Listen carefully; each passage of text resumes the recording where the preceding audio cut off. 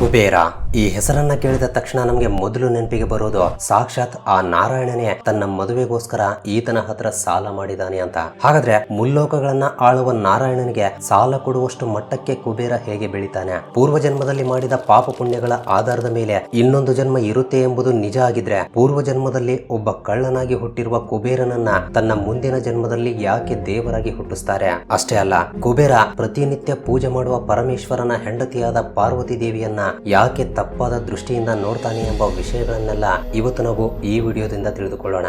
ಈ ಕುಬೇರನ ಕತೆ ತುಂಬಾ ಅಂದ್ರೆ ತುಂಬಾ ಇಂಟ್ರೆಸ್ಟಿಂಗ್ ಆಗಿರುತ್ತೆ. ಈ ಕತೆ ಒಂದು ಸೂಪರ್ ಹಿಟ್ ಸಿನಿಮಾಗೆ ಯಾವುದೇ ರೀತಿ ಕಮ್ಮಿ ಇರಲ್ಲ. ಯಾಕೆಂದ್ರೆ ಈ ಕಥೆಯಲ್ಲಿ ರಾವಣ ಮತ್ತು ಗಣೇಶನಂತಹ ಕ್ಯಾರೆಕ್ಟರ್ ಗಳು ಕೂಡ ಇವೆ. ಆದ್ರಿಂದ ಮುಂದಿನ 10 ನಿಮಿಷಗಳವರೆಗೆ ಪ್ರಶಾಂತವಾಗಿ ಕೂತುಕೊಂಡು ಈ ವಿಡಿಯೋವನ್ನ ಕೊನೆಯವರೆಗೂ ನೋಡಿ. ಹಾಗೆ ವಿಡಿಯೋ ಇಷ್ಟವಾದ್ರೆ ತಪ್ಪದೆ ವಿಡಿಯೋಗೂ ಒಂದು ಲೈಕ್ ಕೊಟ್ಟು ನಮ್ಮ ಚಾನಲ್ ಅನ್ನ ಸಬ್ಸ್ಕ್ರೈಬ್ ಮಾಡ್ಕೊಂಡು ನಮ್ಮನ್ನ ಸಪೋರ್ಟ್ ಮಾಡೋದನ್ನ ಮಾತ್ರ ಮರಿಬೇಡಿ. ಸೊ ಲೇಟ್ ಮಾಡದೆ let's get it to the video.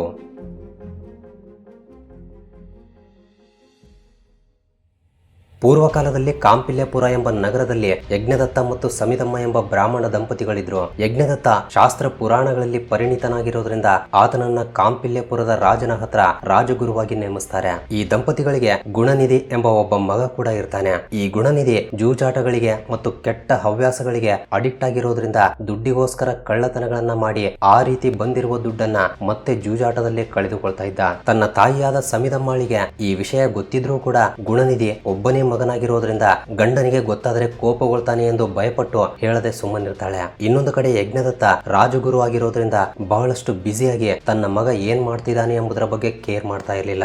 ಇದನ್ನ ಗಮನಿಸಿದ ಗುಣನಿಧಿ ತನ್ನ ಮನೆಯಲ್ಲಿ ದುಡ್ಡನ್ನ ಮತ್ತು ಬಂಗಾರವನ್ನ ಕಳ್ಳತನ ಮಾಡಿ ಜೂಜಾಟವನ್ನ ಆಡ್ತಾ ಇದ್ದ.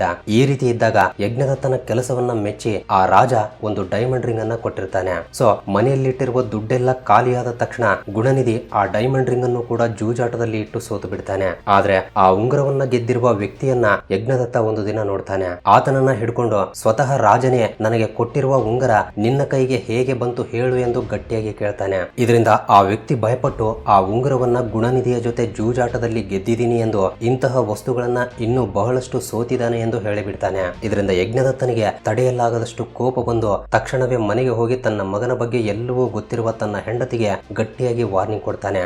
ಆದ್ರೆ ಈ ವಿಷಯ ಹೇಗೋ ಗುಣನಿಧಿಗೆ ಗೊತ್ತಾಗುತ್ತೆ. ಇದರಿಂದ ಮನೆಗೆ ಹೋದ್ರೆ ತನ್ನ ತಂದೆ ಏನ್ ಮಾಡ್ತಾನೋ ಎಂದು ಭಯಪಟ್ಟು ತನ್ನ ಸ್ನೇಹಿತರನ್ನೆಲ್ಲ ತಮ್ಮ ಮನೆಯಲ್ಲಿ ಈ ಒಂದು ದಿನ ಇರ್ತೀನಿ ಎಂದು ಕೇಳಿಕೊಳ್ತಾನೆ. ಆದ್ರೆ ಗುಣನಿಧಿಯ ಕೆಟ್ಟ ಹವ್ಯಾಸಗಳಿಗೆ ಭಯಪಟ್ಟು ಯಾರು ಕೂಡ ತಮ್ಮ ಮನೆ ಒಳಗೆ ಕರೆದುಕೊಳ್ಳೋದಿಲ್ಲ. ಇನ್ನು ಏನು ಮಾಡೋಕ್ಕಾಗದೆ ಕತ್ತಲಾಗ್ತಾ ಇದೆ ಎಂದು ಗುಣನಿಧಿ ಅಲ್ಲಿರುವ ಗೌತಮಿ ನದಿಯನ್ನ ದಾಟಿ ಪಕ್ಕದ ಊರಿಗೆ ಹೋಗ್ತಾನೆ. ಆದ್ರೆ ಆ ದಿನ ಮಹಾಶಿವರಾತ್ರಿ. ಆ ಊರಿನಲ್ಲಿರುವ ಭಕ್ತರೆಲ್ಲರೂ ಶಿವನಿಗೆ ನೈವೇದ್ಯಗಳನ್ನು